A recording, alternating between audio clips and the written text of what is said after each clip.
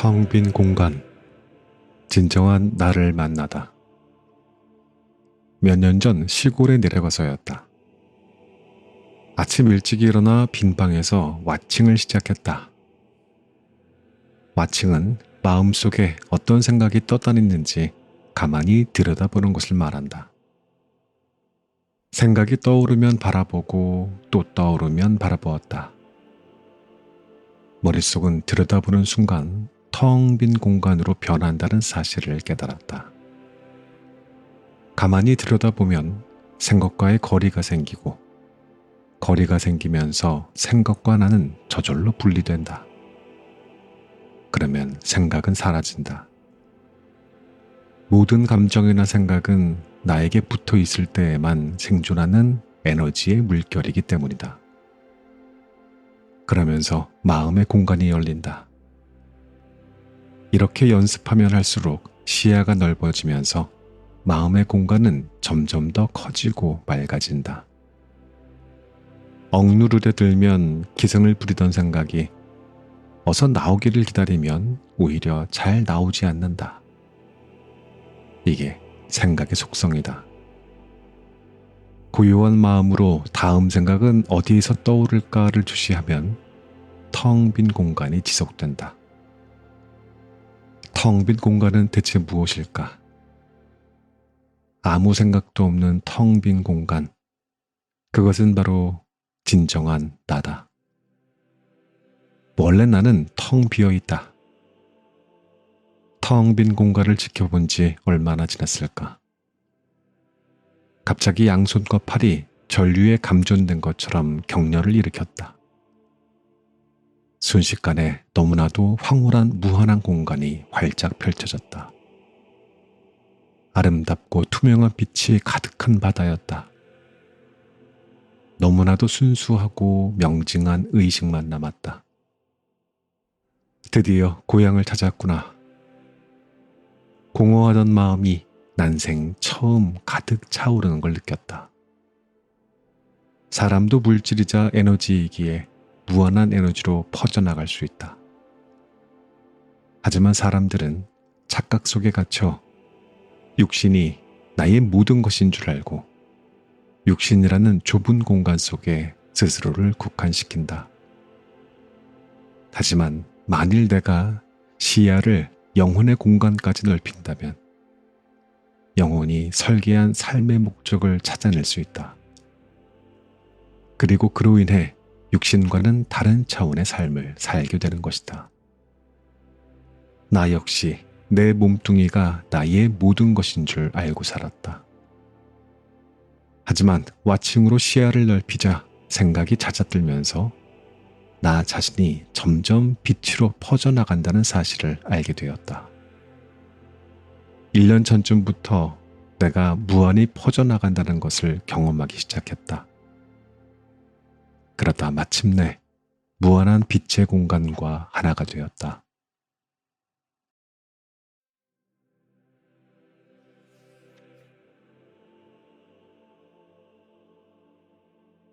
관찰자 효과가 가져온 변화. 관찰자 효과는 내 머리도 바꿔놓았다. 우선 기사를 쓰는 속도나 독서 속도가 놀랍도록 빨라졌고 아이디어도 잘 떠올랐다. 특히 내게는 전혀 생소했던 양자 물리학 책들이 머리에 쏙쏙 들어왔다. 어떨 때는 저자들이 써놓은 것보다 그들의 의도를 더 깊이 파악하기도 했다. 하도 신기해서 이런 생각을 해보았다. 혹시 내 영어 실력도 좋아졌을까? 호기심에 미국 대학원 입학 자격 시험인 GRE에 다시 응시해 보았는데 무려 20년이나 영어 공부를 따로 하지 않았음에도 영어 부분 최상위 1%에 들었다. 물론 미국 학생들을 포함해서 말이다. 도대체 관찰자 효과가 내 머리에 어떤 요소를 부린 걸까?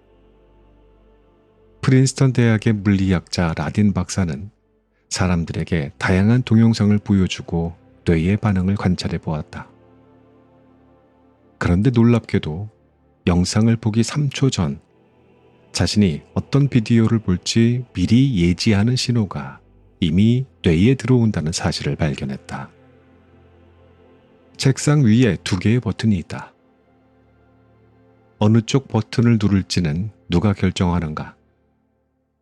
당연히 나의 자유의지로, 즉 두뇌가 결정한다.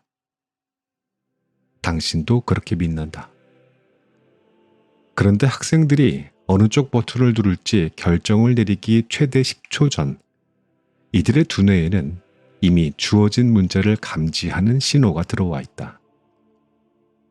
이는 두뇌의 주인이 답을 채 알기도 전에 누군가가 두뇌에 미리 신호를 보내주는 것과 다를 바가 없었다.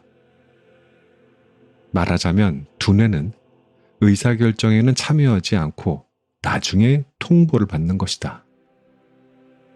이와 비슷한 실험으로 사람들이 실수를 범하기 최대 30초 전 뇌 신경세포에 이미 실수를 감지하는 신호가 간다는 사실이 드러났다. 두뇌는 미래를 알지 못하지만 미래를 훤히 알고 있는 보이지 않는 나가 내 안에 숨어 있다. 이는 누군가가 내 두뇌 속에 생각이라는 프로그램을 나 몰래 끊임없이 입력시킨다는 이야기다. 그리고 내 육신은 입력되는 프로그램에 따라 행동을 선택한다. 99.9%의 사람들이 주어진 운명대로 살아가는 이유이다. 인간, 식물, 우주 먼지 할 것 없이 우리는 모두 보이지 않는 연주자가 멀리서 보내주는 신비한 선율을 맞추어 춤을 춘다. 모든 것은 처음부터 끝까지 우리가 통제할 수 없는 힘에 의해 결정된다. 먼 곳에 있는 보이지 않는 연주자란 무한한 빛의 공간이다. 그렇다고 누구나 반드시 정해진 운명 속에 갇혀 살아야 한다는 말일까? 만일 내가 내 두뇌에 몰래 생각을 넣어주는 그 누군가의 정체를 알아낸다면, 그리고 내가 바로 그 누군가가 된다면 어떨까?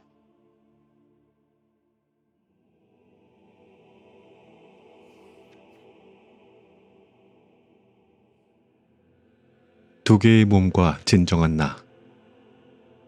나는 25년간 바깥 세상만 취재하며 살아온 TV 뉴스 기자였다. 눈에 보이는 증거가 없으면 또 논리적으로 맞지 않는 것은 절대로 믿지 않았다. 오직 눈에 보이는 것만 믿으며 살아온 내게 어느 날 닥친 할머니와 아버지의 죽음은 큰 충격이었다. 늘 눈에 보이려니 했던 가족이 내 눈앞에서 영원히 사라진 것이다. 그리고 나 또한 그렇게 사라질 것이었다. 그때부터 나는 눈에 보이는 것이 정말 나의 전부인지를 파헤치기 시작했다. 그리고 마침내 우리가 두 개의 몸을 가지고 있다는 사실을 알게 되었다. 하나는 눈에 보이는 육신의 나로 크기가 고정되어 있으며 두뇌의 능력에도 한계가 있다. 육신의 나는 오감의 한계 속에 갇힌 채 정해진 운명대로 살다가는 한시적인 나다. 사람들의 99%는 이렇게 인생을 마친다. 육신과 두뇌만으로 살아가려니 한계에 부딪히고 한계에 갇혀 있기에 인생이 고해다. 반면 보이지 않는 빛으로 된 나는 비물질적 존재이기에 아무런 한계가 없다. 텅 빈 우주가 빛으로 가득하듯 내 안에도 빛으로 가득한 영체가 들어있다. 영체는 빛 덩어리이기 때문에 내가 시야를 넓히면 넓힐수록, 깊은 사랑을 느끼면 느낄수록, 마음을 열면 열수록 무한히 퍼져나간다. 우리가 시야를 넓혀 생각을 벗어나기만 하면 빛으로 된 나가 퍼져나가면서 보이지 않는 나의 공간도 어마어마하게 넓어진다. 그러면서 다른 차원의 에너지와 아이디어, 지혜와 창의력 등 나의 능력도 무한히 쏟아져 나온다. 공간의 크기가 현실 창조력의 크기이다. 나의 공간이 커져 무한해지면 무한한 창조자가 되어 정해진 운명대로 사는 피조물이 아닌 운명의 창조자가 된다. 보이지 않는 나는 빛이기 때문에 육신이 사라져도 영원히 존재한다. 이것이 진정한 나다. 육신으로 된 개체 나가 시야를 넓혀 점점 커지면 전체 나가 되고, 전체 나가 시야를 좁혀 점점 작아지면 개체 나가 된다. 하나가 곧 전체이고 전체가 곧 하나다. 따라서 개체 나와 신은 하나이다. 엄마의 몸은 평소 단단한 물질로 된 몸이다. 하지만 아이에게 깊은 사랑을 느끼는 순간 마음이 활짝 열리면서 육안으로는 보이지 않는 빛이 퍼져나간다. 이처럼 사람은 단단한 물질이면서 동시에 퍼져나가는 빛의 물결이다. 생각을 품고 있으려면 마음을 닫아야 하므로 나는 시야가 좁아져 물질인 나가 된다. 반면 생각을 비울수록 마음의 공간이 커지면서 점점 빛의 물결로 변한다. 생각을 완전히 놓아주면 나는 무한한 공간에 완전히 퍼진 전체 나로 존재한다. 좋아하는 것을 상상하는 것도 마음을 텅 비게 만든다. 자연을 사랑하는 사람이 자연 속에 있을 때에도 투명한 빛이 퍼져나간다. 답답한 사무실을 벗어나 바다를 찾을 때에도 마찬가지이다. 빛은 곧 사랑이다. 실제로 마음이 맑고 사랑이 넘치는 사람일수록 빛의 공간도 크다. 그래서 사랑이 넘치는 사람과 같은 방에 있기만 해도 가슴이 뭉클해지거나 희열을 느끼게 된다. 실제로 누구나 깊은 명상에 잠기는 순간 생각을 완전히 벗어나 자신이 빛의 물결처럼 퍼져나가는 것을 보게 된다. 나 자신도 그렇다. 평상시에는 물질로 된 몸이지만 초점을 풀고 시야를 넓혀 와칭을 할 때 무한히 퍼져나가 빛의 물결이 된다. 그래서 세상이 온통 빛으로 보인다.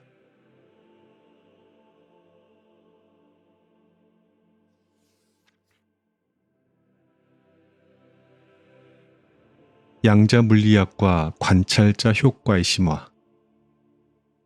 왜 이런 현상이 나타날까? 사람 역시 모든 만물이 그렇듯 빛알갱이, 즉 미립자의 덩어리이기 때문이다. 따라서 미립자들의 정체를 알면 사람이 왜 두 개의 몸을 가지고 있는지 알게 될 것이다. 잠시 그 유명한 양자 물리학의 이중 슬릿 실험을 살펴보자. 슬릿을 통해 미립자를 하나씩 발사해 본다. 누군가가 바라볼 땐 빛알갱이가 단단한 알갱이 자국을 남기지만 아무도 바라보지 않을 땐 사방으로 퍼져나가는 빛의 물결 자국만 남는다. 전자가 육신의 나라면 후자는 빛으로 된 나다.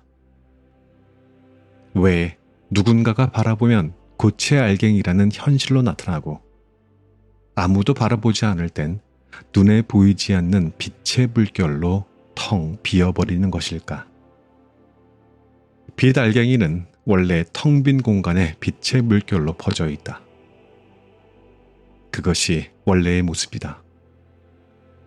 그러나 누군가가 생각을 품고 바라보는 순간 그 생각대로 고체로 변하는 것이다. 한 세기가 넘도록 세계 최고의 물리학자들이 비슷한 실험을 해왔지만 결과는 한결같았다. 빛 알갱이는 사람들이 어떠한 마음으로 자신을 바라보는지 언제나 정확하게 읽고 거기에 맞추어 변화한다. 이해를 돕기 위해 빛 알갱이가 당구공만 하게 커졌다고 상상해보자. 과학자가 이건 고체라는 생각으로 빛알갱이를 상자에 놓아두면 빛알갱이는 고체처럼 가만히 있다. 그런데 그가 빛알갱이를 꼼짝달싹 못하게 한 뒤 그 힘을 측정해 보려고 한다면 빛알갱이는 갑자기 상상을 초월하는 힘으로 상자를 부숴버리고 물결처럼 퍼져나간다. 이처럼 빛알갱이는 늘 양면성을 지니고 있다. 평소에는 눈에 보이지 않는 물결로 퍼져 있다가 과학자가 고체라고 생각하며 바라보는 순간 고체로 변해 자신의 위치를 드러낸다. 하지만 과학자가 자신의 힘을 측정하려는 생각을 품는 순간 즉시 그 생각을 잃고 물결로 변한다. 힘을 보여주기 위해서는 물결로 변해야 하기 때문이다. 따라서 빛 알갱이의 위치와 힘을 동시에 측정하는 것은 불가능하다. 위치를 확인하려 들면 힘을 측정할 수 없고 힘을 측정하려 들면 위치를 확인할 수 없다. 이것이 양자 물리학의 불확정성의 원리다. 텅 빈 공간은 이처럼 측정 불가능한 무한한 힘을 가진 빛 알갱이들로 가득하다. 그래서 아인슈타인도 이런 말을 했다. 양자 물리학에서는 빛으로 가득한 공간과 물질이 두 가지가 함께 설 수 없다. 오직 빛으로 가득한 공간만이 유일한 현실이다. 물리학자 도이치 교수는 이렇게 설명한다. 우주 만물을 구성하는 미립자는 무한한 가능성으로 우주 전체에 퍼져 있다가 내가 초점을 맞추어 바라보는 순간 현실로 모습을 드러낸다. 만물은 죄다 미립자로 만들어져 있으므로 이 원리는 모든 만물에 적용된다. 이처럼 빛알갱이들은 내가 어떤 생각을 품고 바라보는 순간 그 생각을 거울처럼 눈앞의 물질로 바꾸어 준다. 실험자가 미립자를 입자라 생각하고 바라보면 입자의 모습으로, 물결의 모습으로 나타나는 현상을 관찰자 효과라고 한다. 이것이 만물을 창조하는 우주의 가장 핵심적인 원리다. 사실 만물이 지능을 가지고 있다는 것은 영적 깨달음을 얻은 많은 사람들을 통해 이미 수천 년 전부터 꽤 알려져 온 사실이다. 단지 과학이 그것을 입증할 수준에 미치지 못했을 따름이었다. 뒤늦게나마 양자 물리학자들은 삼라만상이 고도의 지능을 가진 미립자들로 만들어졌으며 사람의 속마음까지 읽어낸다는 사실을 밝혀냈다. 당신이 물을 마시기 위해 물병을 잡는 순간 그 물은 이미 당신의 마음을 읽고 변화해 있다.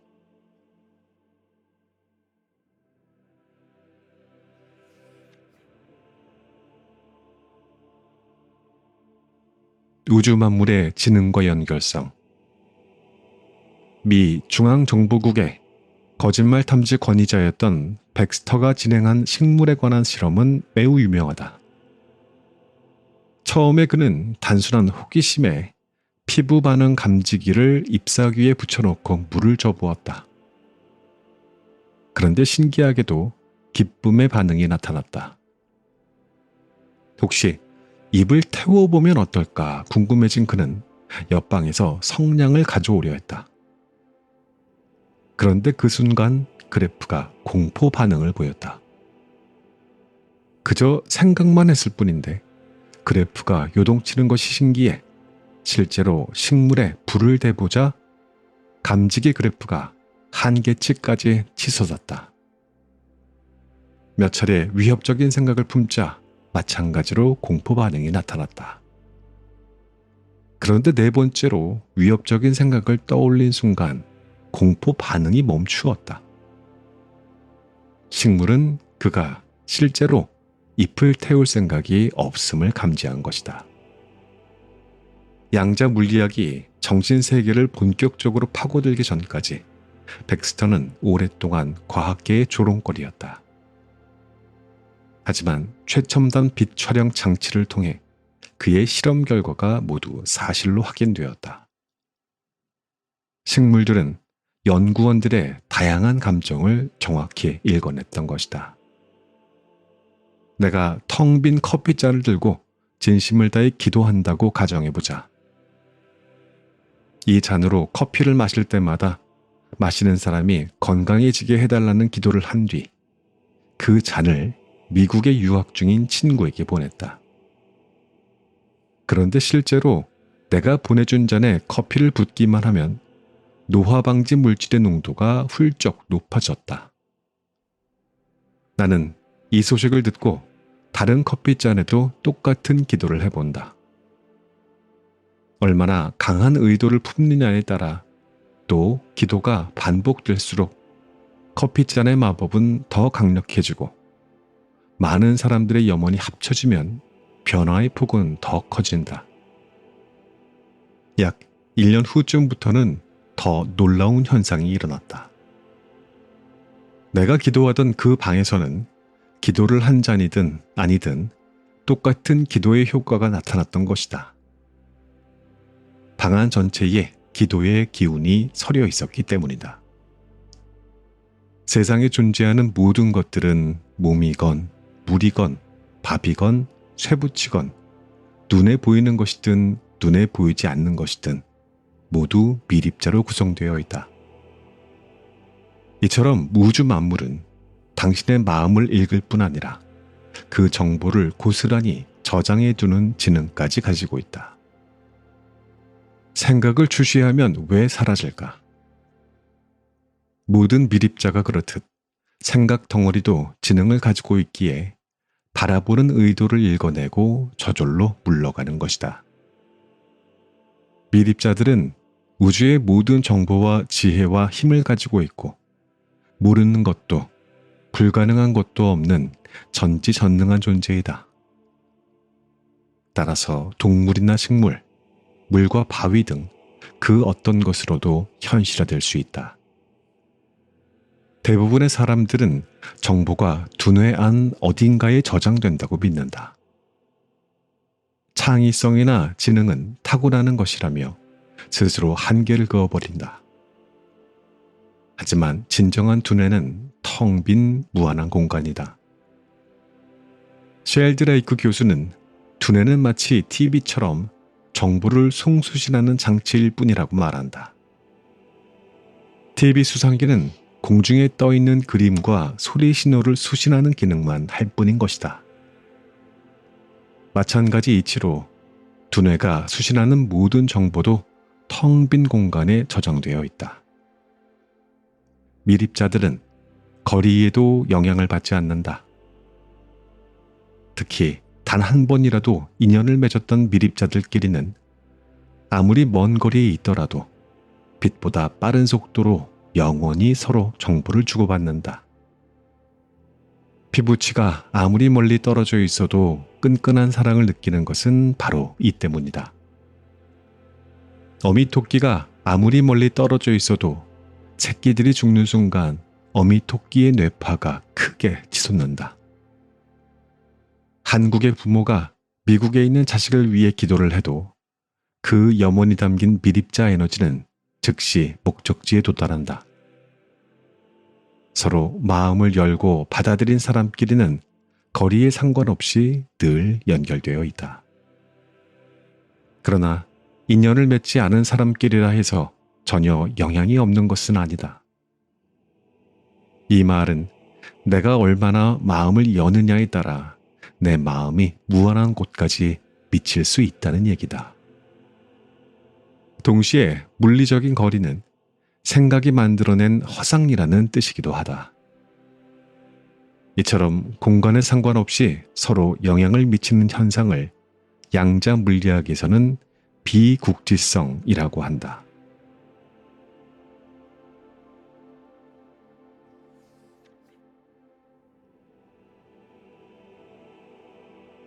시간과 공간을 초월하는 힘. 자동 발사기가 빛 알갱이들을 발사한다. 아무도 바라보지 않으면 알갱이들은 두 개의 슬릿을 빛의 물결로 통과한다. 그런데 만일 슬릿을 통과한 직후 아직 벽면에 도착하기 직전에 누군가가 불시에 바라본다면 어떨까? 물결로 퍼져나가던 알갱이들이 바라보는 그 순간 고체 알갱이로 돌변한다. 그런데 여기에서 불가사의한 것은 이미 물결 모습으로 두 개의 슬릿을 통과한 알갱이들이 마치 처음 발사 순간부터 고체였던 것처럼 행동한다는 것이다. 이는 빛 알갱이들이 누군가가 불시에 쳐다보려는 생각을 미리 읽고 한쪽 슬릿을 선택해 놓았다는 얘기다. 다시 말해 과거까지 바꾸어 버리는 것이다. 2000년의 한 기도의 효과가 1990년에 나타나는 것도 그래서 가능한 일이다. 빛 알갱이들은 이처럼 시간을 초월해 현실을 바꿔놓을 수 있다. 이 말은 만일 내가 과거에 지은 죄를 지금 진심으로 뉘우친다면 그 죄가 사라질 수도 있다는 얘기다. 단 아무런 주저함이나 의심도 끼어있지 않은 진심이어야 한다. 오직 진심일 때에만 텅 빈 공간과 접속될 수 있다. 텅 빈 공간, 즉 미립자 차원에서는 시공간의 개념이 없다. 시간도 생각이 만들어낸 허상일 뿐 모든 일에는 사실 앞뒤가 없다.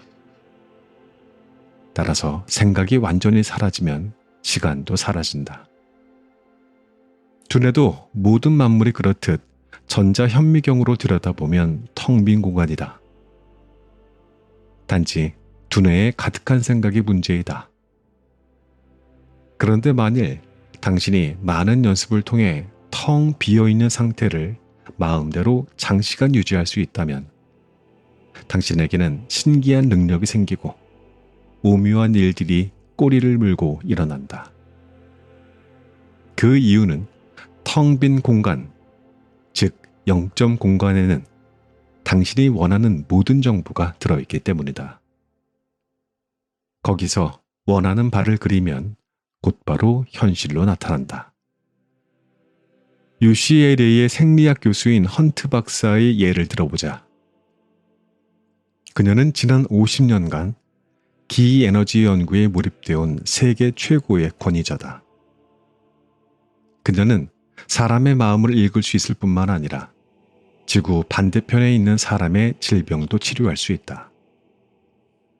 우리가 자신을 텅 비우는 순간 천리 밖을 내다보는 능력, 마음으로 질병을 치료하는 능력, 만리 밖에서 마음으로 대화하는 능력 등 숨어있던 능력들이 깨어난다.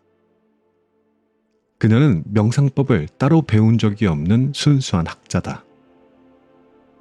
오로지 우주의 원리를 깨닫고 자신의 잠재력을 완전히 이해하게 된 것뿐이다. 티베트 승려들의 몸에 얼음물을 끼얹은 담요를 덮으면 금세 말라버린다. 그들의 독특한 수행법 때문이다. 어떻게 하는 것일까? 그들은 먼저 머릿속에 모든 속삭임을 완전히 잠재운 뒤 명상을 통해 점점 뜨겁게 달아오르는 몸을 선명하게 그린다. 그러면 그 이미지대로 몸이 불덩이처럼 달아올라 얼음물도 순식간에 증발시켜버린다. 이것이 바로 툰모 현상이다. 공부나 일도 마찬가지다. 불안한 마음이나 잡념이 들 때 억지로 덮어버리고 투지를 불태우는 것은 생산적인 방법이 아니다. 저항하거나 억누를수록 거세지는 생각의 속성 때문이다. 그럴 때는 조용히 잡념이 피어오르는 것을 바라보아야 한다. 바라보면 저절로 사라진다.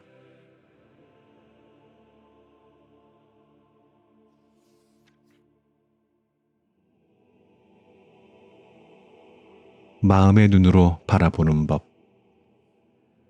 육안은 사물에 초점을 맞추어 바라본다. 그래서 시야가 좁고 짧다.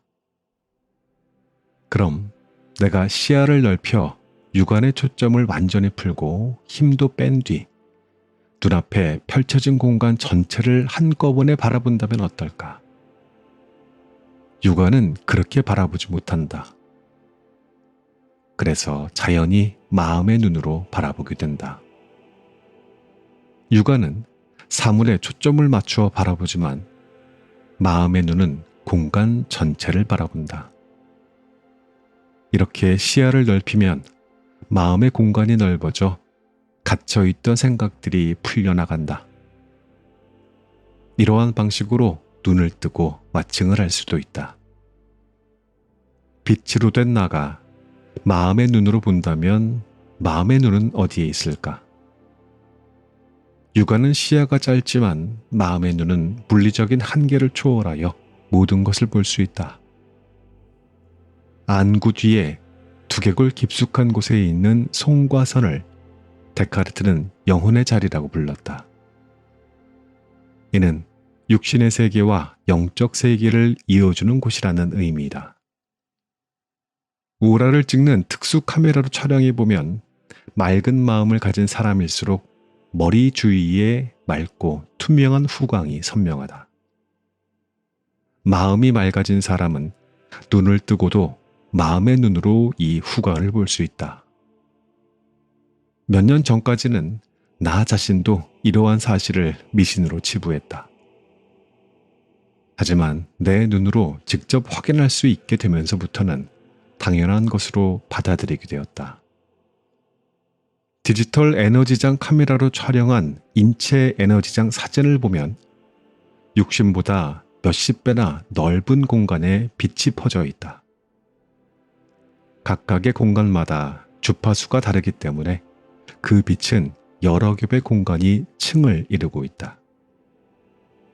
육신의 공간은 물질 주파수가 지배하는 곳이며 무한한 빛의 공간은 물질에서 완전히 벗어난 진공의 세계이다.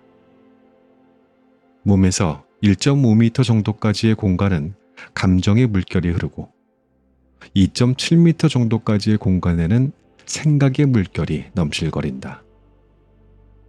이른바 잠재의식, 무의식의 공간이다. 이곳에 두뇌가 모르는 생각들이 이미지의 형태로 저장되어 있다. 그리고 그 바깥은 영체에서 나오는 투명한 빛이 흐르는 공간이다. 이 공간은 무한한 빛의 공간 속에 들어있다. 이 여러 겹의 빛의 공간들이 겹쳐지면서 육신이라는 홀로그램이 탄생하는 것이다. 따라서 육신의 공간을 확장하면 감정과 생각의 공간을 볼 수 있고, 감정과 생각의 공간을 확장하면 영혼의 공간을, 영혼의 공간을 확장하면 무한한 빛의 공간을 들여다볼 수 있다. 큰 공간은 작은 공간을 품고 있기에 그에 대한 설계도도 담고 있다. 예컨대 감정과 생각의 공간에는 육신의 공간을 움직이는 정보가 들어있고, 맨 바깥의 영혼의 공간에는 내 인생 전체 설계도가 들어있다. 그 설계도에 따라 내 두뇌에 끊임없이 생각이 입력된다. 하지만 설사 생각이 없어도 만물은 스스로 돌아간다. 만물은 원자들의 덩어리이다. 그런데 원자를 확대하면 텅 비어 있다. 우리가 철석같이 현실로 믿고 사는 물질 우주는 사실 일정한 범위의 시야 내에서만 현실로 보이는 환영일 뿐이다. 우리는 왜 환영 속에 살고 있을까? 육안의 시야가 짧고 좁기 때문이다. 하지만 무한한 전체를 모든 방향, 모든 거리에서 완전히 다 보면 우주는 텅 비어 있다. 스티븐 호킹은 우주의 모든 양 에너지와 에너지를 합친 우주 에너지의 총량은 제로라고 했다. 이론 물리학자 미치오 카쿠 교수도 우주의 모든 물질은 양이고 모든 에너지는 음이라고 했다. 이 둘을 합치면 제로가 된다. 따라서 우주를 창조하는 데에는 아무 에너지도 필요하지 않다고 말한다. 우주에 존재하는 모든 것이 아무 에너지도 존재하지 않는 텅 빈 공간에서 태어나 텅 빈 공간으로 사라지기 때문이다. 몸이 죽는 순간 시야는 완전히 넓어진다. 무한한 빛의 세계에 들어가는 것이다. 양자 물리학자들이 나의 0.0001%만이 몸속에 들어있고 나머지 99.9999%는 몸 밖에 있다고 말하는 것도 그래서이다. 지능이 우주에서 흘러나오는 것도 완벽한 지능을 가진 영혼이 두뇌 밖에 우주에 퍼져 있기 때문이다. 쉽게 말해 우주가 곧 영혼이며 육신 속에는 육신의 부피에 해당하는 만큼의 영혼만 들어있다는 뜻이다. 무한한 상상력도 우주에 퍼진 영혼이 존재하기에 가능하다. 우리가 어떠한 행동을 선택하기 10초 전에 두뇌에 이미 신호가 들어온다는 것은 영혼이 두뇌를 이끄는 것이다.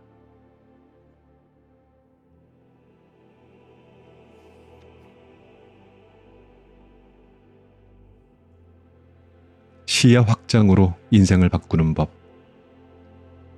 여기에 한 주부가 있다.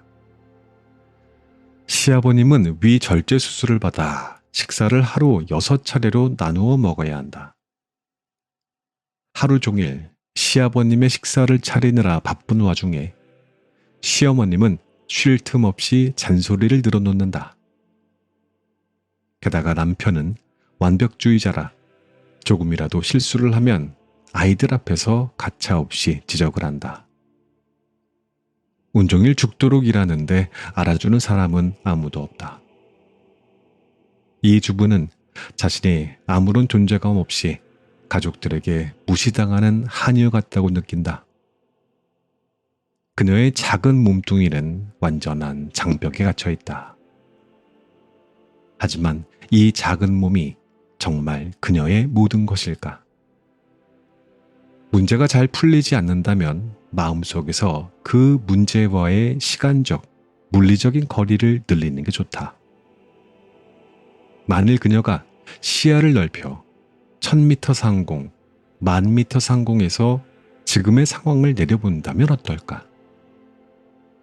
30년 뒤, 40년 뒤의 시점에서 지금의 상황을 되돌아본다면 어떨까? 이렇게 상상하는 것만으로도 나의 공간이 어마어마하게 커진다. 내가 시야를 좁혀 나를 몸속에 갇힌 존재를 보면 나는 가족들의 필요에 따라 끌려다니는 약자가 된다. 그래서 점점 힘이 빠지고 가족들도 내 마음대로 움직이지 않는다. 내 마음에 공간 밖에 있기 때문이다.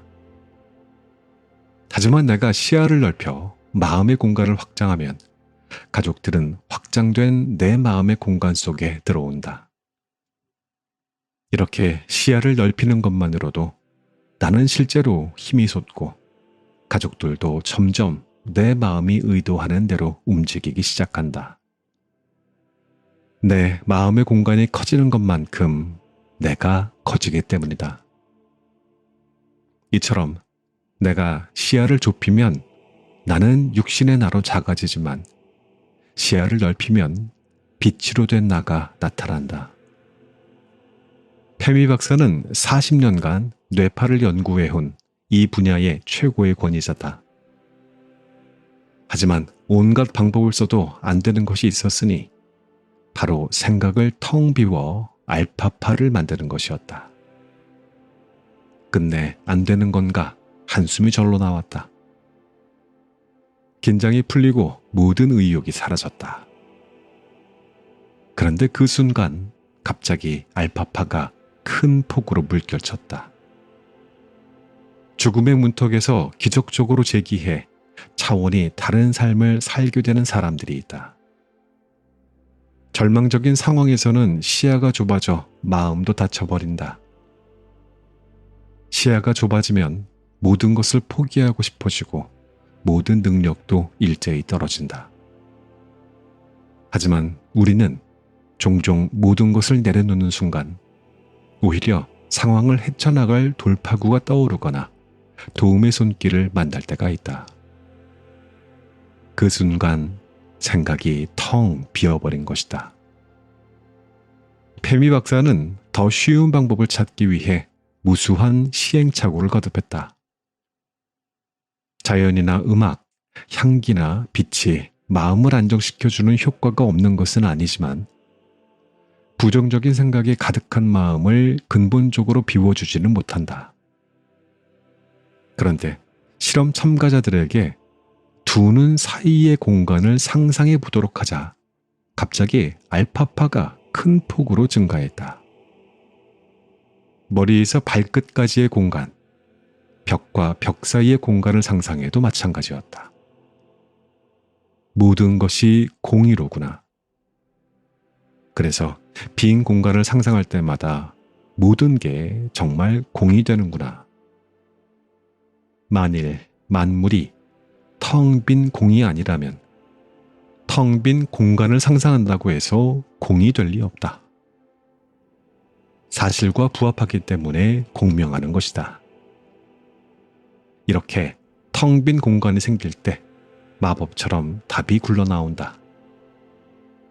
문제가 풀리지 않을 때 컴퓨터 게임이나 산책 등의 가벼운 활동을 하면 오히려 아이디어가 잘 떠오르는 것도 바로 이 때문이다. 나의 경우에도 풀리지 않는 문제가 있을 때 와칭을 하고 나면 갑자기 답이 떠오르곤 한다. 그는 장기간 공간에 관한 연구를 하면서 더 놀라운 현상도 체험했다.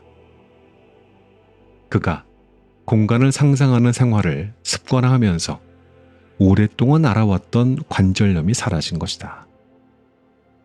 마음의 문을 열면 마음속에 도사리고 있던 온갖 어두운 생각들이 풀려나면서 그 생각들이 만들어낸 병도 사라진다. 이러한 증세가 얼마나 말끔히 사라지느냐는 물론 생각을 얼마나 비우느냐가 좌우한다. 몸도 마음의 거울이다. 마음이 맑아질수록 몸도 맑아진다. 텅 빈 공간을 상상하는 것은 가장 쉽고 간단한 명상법이다. 온갖 괴로운 생각으로 가득할 때는 먼저 텅 빈 공간을 상상해보라. 모든 생각이 즉각 텅 비어버린다. 생각이 사라져도 텅 빈 공간이 되지만 텅 빈 공간을 먼저 상상해도 생각이 사라진다. 나는 직업상 컴퓨터를 많이 써야 하는데 하루 10시간도 넘게 컴퓨터 화면을 들여다보곤 했더니 몇 년 후부터는 오른쪽 눈이 금방 뻑뻑해지곤 했다. 병원에 가니 의사가 잠옷 심각한 표정을 지었다. 일이 닥치면 장시간 컴퓨터 화면을 봐야 하는데 그러다 보면 극심한 통증이 찾아왔다. 이 통증은 어디서 나오는 것인가? 통증이 원래부터 안구 속에 있었던 것은 아니다. 텅 빈 공간에서 생긴 것이므로 또 언젠가 텅 빈 공간으로 사라질 것이었다. 통증이 내 안구 속에 머물고 있던 이유는 내가 그것을 그 좁은 공간에 가두어 놓고 있었기 때문이다. 두뇌는 안구를 일정한 모양의 단단한 틀로 생각한다. 그리고 통증이 그 안에 갇혀 있다고 생각한다. 하지만 통증이 안구 밖으로 자유로이 퍼져나간다고 상상해보라. 쫓아내는 게 아니라 통증에게 완전한 자유를 준다고 상상하는 것이다. 그러면 실제로 안구 밖으로 퍼져나간다. 안구와 통증 자체가 생각이 만들어낸 허상이기 때문이다.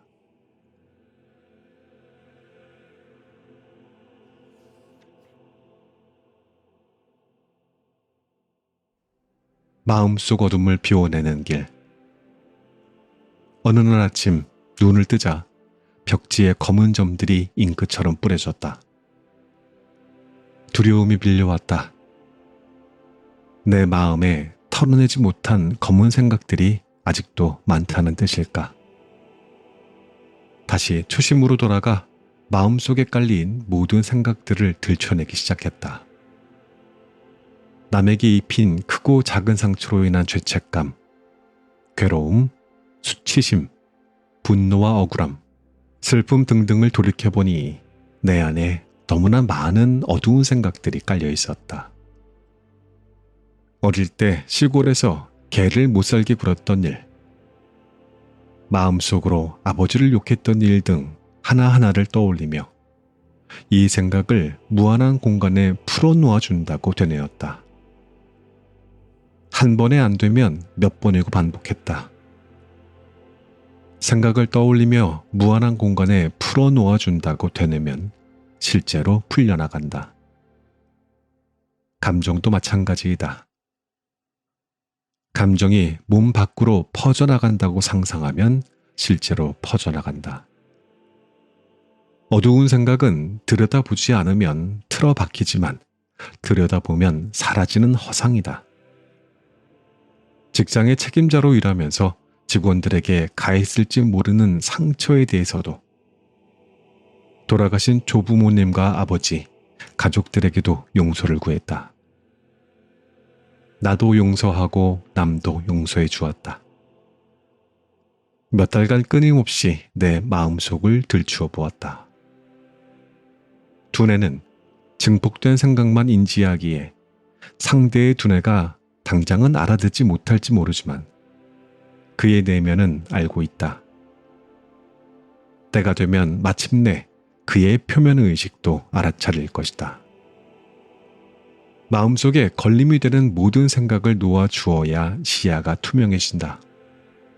그러면 무한해진다. 이렇게 꾸준히 되풀이해 나가자 나중에는 눈을 뜨면 하얀 빛이 레이저 광선처럼 번쩍이기도 했다. 중요한 것은 마음속에 깔려있는 어두운 생각들을 놓아줄수록 시야가 점점 더 밝아진다는 것이다. 어두운 생각에 둘러싸여 있던 빛으로 된 나가 눈을 뜨기 때문이다.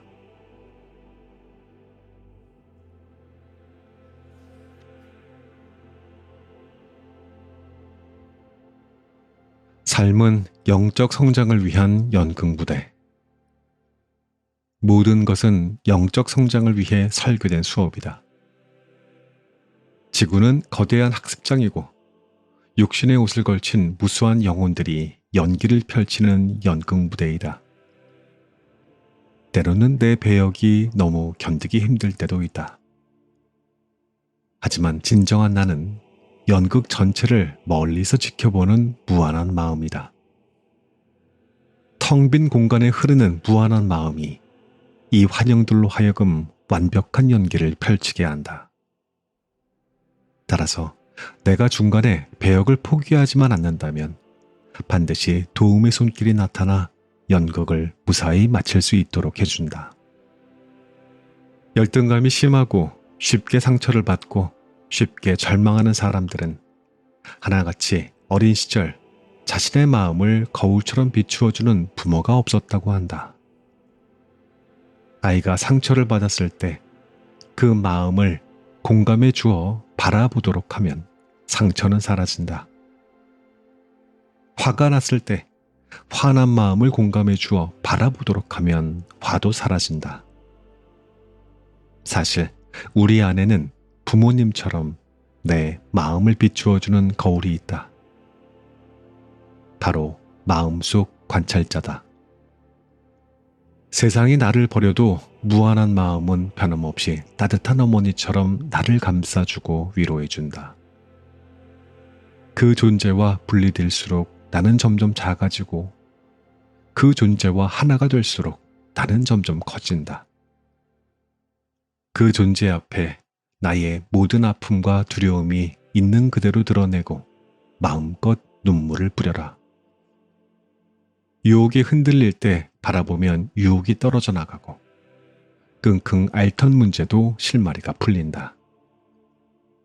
들여다보면 슬픔을 일으키는 생각도 사라지고 남들을 사랑과 연민으로 바라보게 한다. 깊이 바라보면 깊이 일어나고 얕게 바라보면 얕게 일어난다. 텅 빈 공간은 모든 것이 사라지고 모든 것이 새로 태어나는 곳이다. 기억하라. 받고자 하는 마음은 활짝 열려 있어야 한다.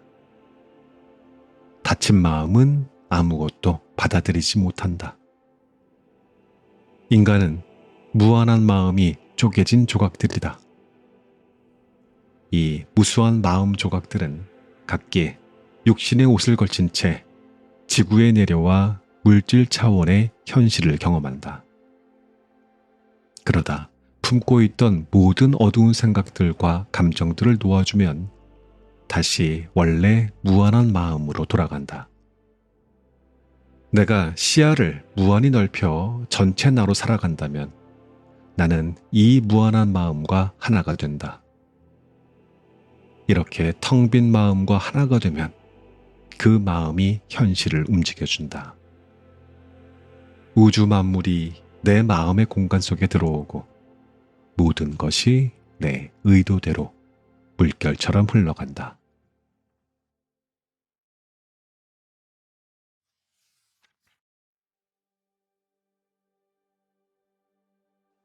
지금까지 김상훈 저자의 와칭 들려드렸습니다. 와칭. 떠오르는 생각을 붙잡지 않고 한 걸음 물러서서 바라보는 일. 책은 이것을 와칭이라고 불렀습니다. 우리는 이것을 명상이라는 말로 대신 쓰기도 하죠. 이거 해보면은요, 마음 한가운데에 작은 빈자리, 저자가 계속 얘기했던 그 여백이 생깁니다. 텅 빈 공간이요. 그 여백에서 고요가 올라오고 고요가 우리를 데려갑니다. 더 급하지 않은 곳으로요. 이 책은 말합니다. 우리는 몸 하나로만 이루어진 존재가 아니라고. 겉으로 보이는 나 말고 빛처럼 넓어지는 또 다른 내가 있다고요. 그곳에 닿을수록 시야가 넓어지고 넓어진 시야가 나를 바꿉니다. 여기서부터가 흥미롭습니다. 저자는 양자 물리학을 빗대서 이런 설명을 했어요. 세상도 우리의 마음을 읽는다. 컵, 물, 바람 같은 것들도 우리의 의도를 눈치를 채고 반응할 수 있다는 이야기였습니다. 그동안 우리는 우리만 세상을 쳐다보는 줄 알았잖아요. 근데 세상도 우리를 보고 있다는 겁니다. 우리가 어떠한 마음으로 보면 세상의 표정도 그 마음을 비춰준다는 것. 날이 선 마음으로 보면 모든 게 걸리고 열린 마음으로 보면 길이 생기듯이요. 자, 또 하나. 인생은 영적인 성장을 위한 큰 무대라는 선언. 우리는 각자 배역을 맡아 연습하고 실패하고 다시 일어납니다. 같은 장면이 반복될 때가 있어요. 그건 벌이 아니라 숙제래요. 배역을 버리기보다는 시야를 바꾸면 같은 사람, 같은 일이 다른 의미로 다가온다고요. 이해가 생기고 선택이 달라지고 결과가 바뀝니다.